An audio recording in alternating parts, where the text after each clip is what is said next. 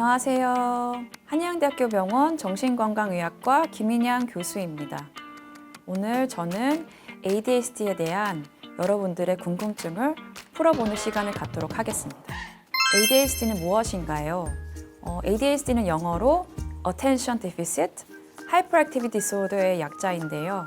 우리나라 말로 주의력 결핍 과잉 행동 장애입니다. ADHD의 주 증상은 용어에 나와 있듯이 주의력 결핍과 과잉 행동, 또 한 가지 충동성까지 이 세 가지가 핵심 증상 영역으로 구분이 가능한데요. 하지만 모든 아이들이 이 세 가지 증상을 다 가지고 있는 것은 아닙니다. 어떤 아이들은 주의력 결핍이 주로 나타나고요.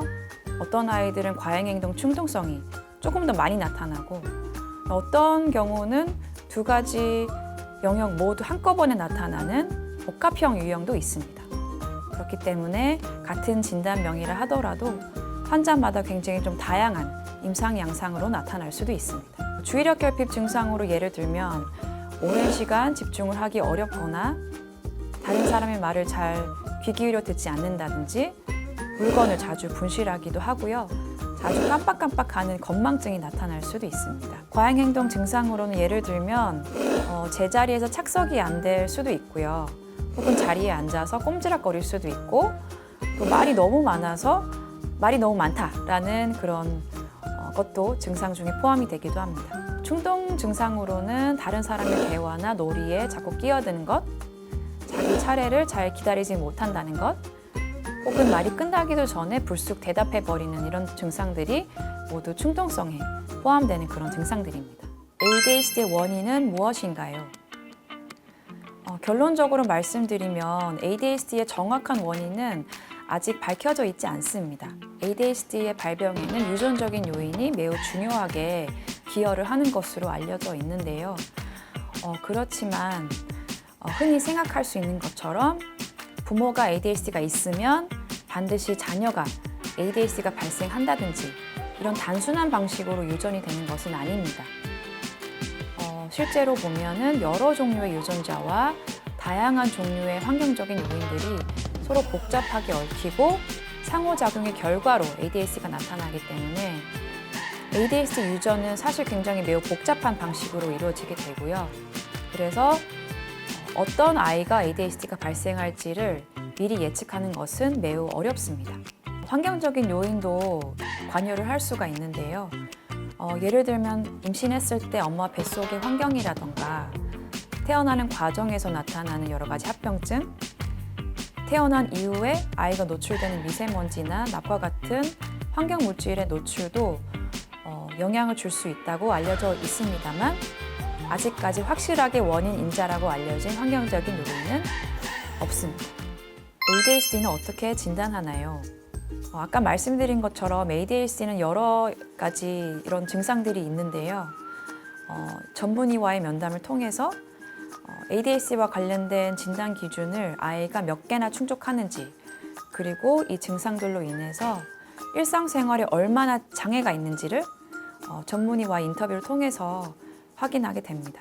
하지만 이제 부모와 인터뷰 혹은 의사가 관찰하는 부분은 어느 정도 주관성이 개입할 수밖에 없기 때문에 아이의 주의력에 대한 보다 객관적인 자료를 얻기 위해서 신경심리 검사나 주의력 검사, 지능 검사 등을 보조적으로 시행을 하게 됩니다. 그래서 종합적으로 부모와의 인터뷰, 의사의 관찰, 그리고 검사 결과까지 전문의가 모두 종합적으로 참고해서 최종적으로 ADHD 확진을 내리게 됩니다. ADHD가 일상생활에 어떤 영향을 미칠까요? ADHD라고 하면 보통 공부할 때 집중을 못하는 병이라는 인식이 있습니다. 하지만 ADHD 환자들은 학업뿐만 아니라 일상생활의 다양한 그런 영역에서 여러 가지 어려움들을 겪게 됩니다. 예를 들면 또래 관계라든지 선생님 혹은 부모 자녀 관계에서도 아이가 남의 말을 잘 경청하지 않고 혹은 충동적으로 행동을 하다 보면 부정적인 피드백을 장기적으로 아이가 받게 됩니다. 그러면 아이들은 나는 노력해도 잘 안 되는구나, 나는 자꾸 혼나는 아이구나 라는 인식이 생기게 되면 자존감이 훼손이 되고 또 무언가를 잘 하고자 하는 그런 동기부여가 잘 되지 않을 수도 있습니다. 그래서 이런 ADHD 아이들이 청소년기가 되면 우울이나 불안과 같은 여러 정서적인 문제들이 2차적으로 발생할 수 있습니다. 그러므로 치료를 받는 목적은 단순히 성적을 올리기 위한 것이 아니라 아이가 좀 잘할 수 있다는 그런 확신을 부여하고 자존감을 회복하고, 그래서 아이가 최대한의 포텐셜을 이끌어낼 수 있도록 발달을 도와주는 게 ADHD 치료의 궁극적인 목적이라고 보시면 될 것 같습니다. ADHD는 어떤 치료 방법이 있나요? ADHD 진단을 받게 되면 아이의 연령이나 혹은 증상의 심각도에 따라서 조금씩 치료 방법이 다르긴 하지만 만 6세 이상 그리고 어느 정도 생활에 지장을 줄 정도의 증상이 있다면 1차적으로 약물 치료를 권유하게 됩니다. 약물 치료는 효과가 좋은 편이라서 전체 환자들의 70에서 80% 정도가 약물에 호전을 보이게 됩니다. 그래서 약물에 효과가 있으면 아이가 좀 차분해지고요. 집중력도 좋아지고요. 말수도 좀 줄어들고 충동적인 행동들도 줄어들게 됩니다. 그렇지만 아직까지 약물에 대한 편견 때문에 약물 이외에 비약물적인 요법에 대해서 문의 주시는 분들도 계세요. 뉴로피드백이라던가 놀이치료에 대해서도 궁금해 하시는데요. 사실은 아직까지 이 두 가지가 ADHD에 대해서 확실하게 효과가 있다는 것은 명확하게 연구를 통해서 밝혀져 있지 않기 때문에 아직까지 임상에서는 제한적으로 사용이 되고 있습니다. ADHD 약물 치료가 부작용이 심하지는 않나요? ADHD에서 가장 많이 사용되는 약물은 메틸페니데이트 계열의 약물입니다. 그래서 효과가 좋은 거로 알려져 있지만 여러 가지 부작용이 발생할 수도 있습니다. 예를 들면 입맛이 떨어진다든지 잠이 좀 늦게 들 수도 있고요. 약효가 떨어질 때 짜증을 내거나 두통을 호소하는 경우도 있습니다. 하지만 중요한 점은 모든 아이들에서 부작용이 나타나는 것은 아니고 약물의 작용 시간 자체가 8시간 내지 12시간이기 때문에 효과도 이 정도, 부작용도 8시간에서 12시간이 지나면 없어지게 됩니다. 그래서 부작용이 나타난다 하더라도 시간이 지나면 거의 대부분의 부작용들은 완전히 없어지게 됩니다. 약물을 복용하면 틱 증상이 발생할 수 있다는 그런 연구 결과를 보시고 걱정하는 분들도 계시는데요. 최근 연구 결과에 따르면 기존에 잠재해 있던 틱이 악화된 것인지 혹은 약이 틱을 유발한 것인지에 대해서 확실하지 않기 때문에 반드시 약이 틱을 유발한다고 확정 지을 수 없다고 되어 있습니다. 그렇기 때문에 틱이 기존에 있는 아이라면 조심스럽게 틱을 모니터링하면서 약물을 사용해 볼 수 있을 것 같습니다. 약을 평생 먹어야 하나요?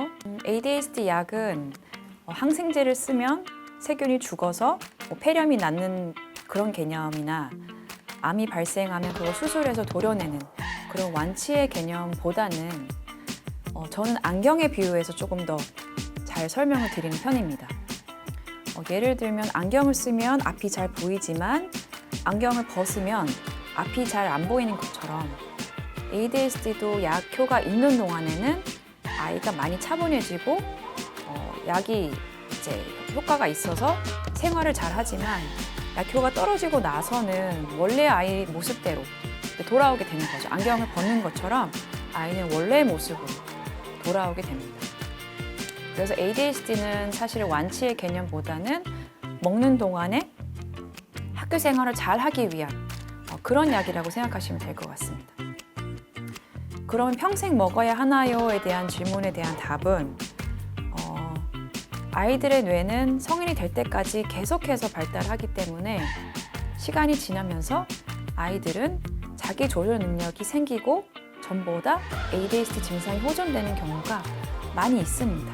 그래서 약을 먹지 않아도 아이들이 자기 조절 능력이 생겨서 많이 호전되는 경우도 임상에서 많이 만나게 되고요. 아이들마다 뇌 발달 속도가 다 다르고 증상이 호전되는 정도가 다르기 때문에 언제까지 약을 먹어야 되는지에 대해서는 미리 예측하기는 굉장히 어렵고요. 그래서 아이의 호전 속도를 보면서 약물 복용 기간을 전문의와 함께 상의해서 결정하시면 됩니다. ADHD를 예방할 수 있는 방법이 있나요? ADHD는 유전 방식도 굉장히 복잡하고요. 그리고 뇌발달하는 그런 방식이 아이들마다 매우 다르기 때문에 아직까지 과학적으로 ADHD를 예측하고 미리 예방할 수 있다고 알려져 있는 방법은 사실 없습니다. 하지만 부모로서 가장 중요한 점은 우리 아이의 성향을 빠르게 파악하고 그에 맞는 도움을 주는 것이라고 생각을 합니다. 그래서 ADHD가 아예 발생하지 않게 완벽하게 예방해야겠다라는 마음가짐보다는 ADHD가 의심되면 빨리 전문가를 찾아서 그에 맞는 해결책을 찾아주고 또 동시에 ADHD 아이들이 여러 가지 그런 장점들이 많이 있습니다. 에너지도 많고요. 그다음에 굉장히 적극성이 있는 아이들이 많이 있기 때문에 이 아이들의 장점을 잘 파악하고 그것들을 잘 최대한 살려주는 것이 부모의 가장 중요한 역할이라고 생각을 합니다. 소아와 성인에서 ADHD는 어떤 차이가 있을까요? 요새 성인 ADHD라는 말은 많이 들어보셨을 것 같아요. 그래서 현재 의학적으로 성인 ADHD라 함은 진단 기준에 따르면 성인이 돼서 새로 생긴 ADHD보다는 어릴 때 갖고 있던 ADHD를 잘 모르다가 성인이 돼서 발견된 그런 경우를 성인 ADHD라고 부르게 됩니다. 그러면 얼마나 많은지에 대해서 말씀을 드리면 어릴 때 ADHD 진단을 받은 아이들의 50% 정도가 성인이 될 때까지 증상이 지속된다고 알려져 있습니다. 약 절반 정도는 성인이 될 때까지 가지고 있는 건데요. 그렇지만 증상이 똑같은 게 아니라 많이 변하게 됩니다. 성장하면서. 예를 들면 초등학교 1학년 때 진단받은 아이들은 좀 제자리에 착석도 어렵고 수업 시간에 떠들거나 방해하는 행동을 보일 수도 있지만 보통 이런 과잉행동 증상들은 시간이 지나면서 많이 좀 줄어들게 됩니다. 하지만 주의력 결핍 증상들, 깜빡깜빡 한다거나 실수를 자주 한다든지 물건을 자주 분실하고 어디 뒀는지 잘 찾지 못하는 건망증 이런 증상들은 시간이 지날수록 호전되기보다는 쭉 유지가 되는 경우가 많이 있어서 성인 ADHD는 이런 과잉 행동이 많이 나타나는 경우보다는 주의력 결핍, 부주의가 많이 좀 두드러지는 그런 모습으로 나타나게 됩니다. 진단이나 치료 측면에서 소아나 성인에서는 큰 차이가 없고요. 다만 약물 자체는 소아나 성인이 동일하지만 약물 용량에서만 차이를 보이게 된다는 점을 아시면 될 것 같습니다. 지금까지 소아와 성인에서의 ADHD에 대해서 알아보았습니다.